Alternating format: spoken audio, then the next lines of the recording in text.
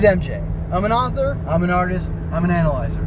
Find all my work at mjmunoz.com. Visit the podcast page for show notes and links. Remember to like, share, and comment to help me grow. This is Going Ultra, episode 41. Henshin Inspection presents Going Ultra, episode 41. Exquisite. I'm analyzing Ultraman Trigger Episode 3, The Ultra Ancient Light and Darkness, which originally aired July 24th, 2021. The writer is Naoki Hayashi. The director is Koichi Sakamoto. Kicking Koichi Sakamoto. The negative stuff in this episode is I didn't hear Gazort say Tomadachi. What was that about? Nanase? Yeah. Nanase said, Tomadachi? I don't want to be your friend, or something like that, and then kept shooting at Gozart. So that was kind of weird. Next negative thing is, why not just go straight to Sky type? Kengo receives the Sky type key from, are they called hyper keys? Is that what it is? Anyway, whatever. From Akido, and he's like, hey, show him what real speed is. And I thought that was kind of cool, but then he just transforms in his regular thing. He runs like 15 feet away from him. He's like, I hope he doesn't notice me not using the key he just gave me and instead using my standard one. So that was kind of weird. I thought, why not just go to the big new thing that he's given you? Can he not transform directly into a particular form? Does he have to transform as multi-type first, and he can switch between power and speed or flight or whatever it's called? I wonder. Anyway, and then I gotta say, the threat in the show almost feels too great. I liked the fact that Kengo Trigger has struggled so far, but Carmira, Dargon, which if that is in fact his name, and then the new guy, what's it? Like Hudman? Humador? Oh, Hurdam. Is Hurdam gonna hurt him?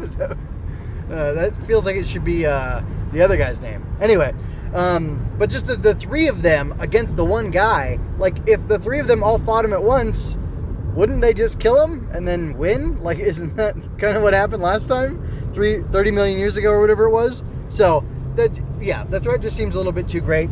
I liked seeing that Nurse to Say is so darn powerful. The Nurse Cannon is pretty dope. It's got a hilarious name. I might have to make a meme out of that, but we'll see. Anyway, but yeah, that's my negative. I have more positives than negatives, though, so I'll move on to those. Ignis fighting like Jacki Chan was super enjoyable. When he goes to kidnap Yuna. Sorry, the two names is going to throw me for a little while, I'm sure.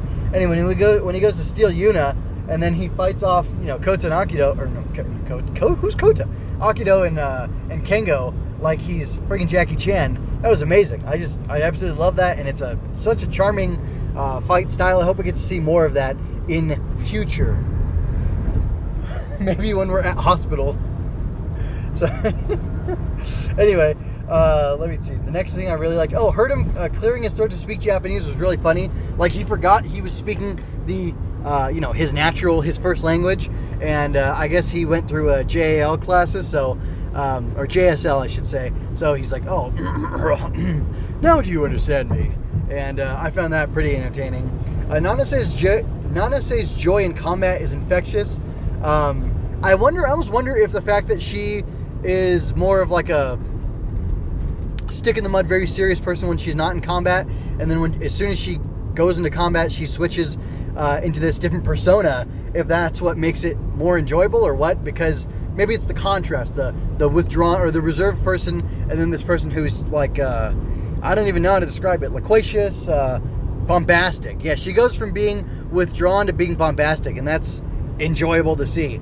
I especially like that there's like a visual cue to it, almost like she's undergoing her own transformation, where she takes off her spectacles and then she puts on those like the VR goggle heads-up display type thing to pilot. What are they called again? Hornet, Wasp, Guts Falcon. There we go. That's what it's called. Anyway, so yeah, that's really fun. And then Tesshin pushing back on Trigger being a surveillance target by the Guts Select brass was really impressive. I mean, he had one instance earlier on in the episode when Captain, is it Natsumi? Is that what it is?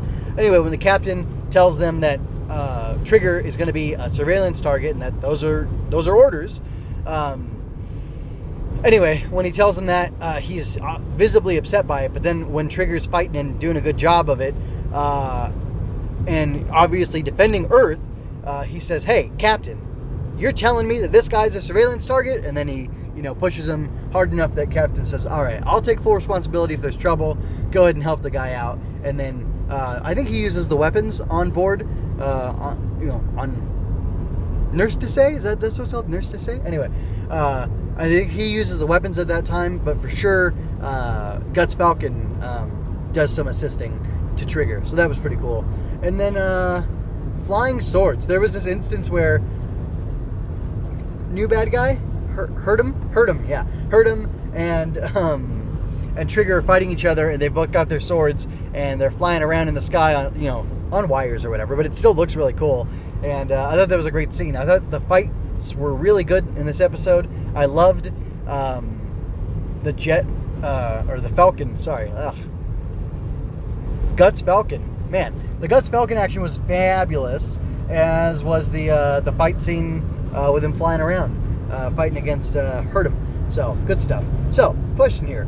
Is Shizuma or Sizuma, I'm seeing it translated like that now. I thought it was an SH, but now it's just SI. So anyway, is Shizuma right to keep this secret from Yuna? And how long do you think he has known? And then I do have one more question, which is Kengo is born having memories of Yuzure, or maybe not born with it, but he's having them naturally, and he was able to unlock, something about Trigger to connect with him, and or fuse with him. I can't remember the term he used in the episode. Maybe it's the next episode, and that's why. Anyway, we don't know how he was born being like a reincarnation of somebody, and was Trigger partnered with a human at that time, and there's a bunch of questions to ask, but anyway, I'll leave him alone for now. I'm going to give this episode a 4 out of 5. I loved the action, I loved the adventure, I loved the excitement, there were great character moments, and it was just really fabulous. So I really loved this episode. I thought it was great. As far as the questions, is he right to keep the secret from Yuna? I'm not sure. I recently kept a secret from my kids for about a month. My wife and I decided to not tell them something, and then we, there were various reasons that we felt were not extraneous. Golly, what do you call that word? Basically, it excused our actions. So we didn't want to keep it from them. We wanted to be honest and open with them. The timing wasn't right, so we held off on sharing the information with them until the time was right. Like I said, it took about a month for us to figure out, it was time to say what we needed to say. And we did it, and they were upset by it, as we knew they would be. But they did get over it in time. I don't think we spelled out like, hey, we've known for a month, but we said, for some time we've been worried about this, and we were waiting to see if everything would turn out right or not. And so anyway, I don't know, man, but I would think, she's old enough that you have her enlisted in a private military force that uses weaponry to defend people from kaiju, and she's putting her life in danger. I think at that point you disclose to her, hey, sweetheart, I got something to tell you. Sit down. This is really going to blow your mind. No. Anything you're thinking, it's either way worse or way more serious than that, and it really will blow your mind, and you don't even know how much it's going to blow your mind. I can't even, I've been hesitating for years to tell you this. I don't think it's a bad thing, I still love you. I always will. I'm not leaving. Everything's fine. I'm trying to hold this home together, but you might be a reincarnated alien princess lady who's tied to this stone that we've been researching and blah, blah. Like, I think you could do that. I think it should happen soon. Anyway, how long do I think he's known? I don't know. I'm going to say all her life. He's known all her life, and that's why he pushed so hard to make Gut Select happen and things like that, even though I don't know that for a fact, but I'm going to assume. He's super wealthy, so I think he bankrolled the thing and decided to involve himself for the sake of saving his daughter. So that's what I think. Anyway, I'm going to go ahead and get out of here. Thank you for your time and attention. I hope you enjoyed this. Check out my growing collections of analysis, art, and fiction. The bottom of the show notes might just feature a design relevant to the topic at hand. Click around and find out.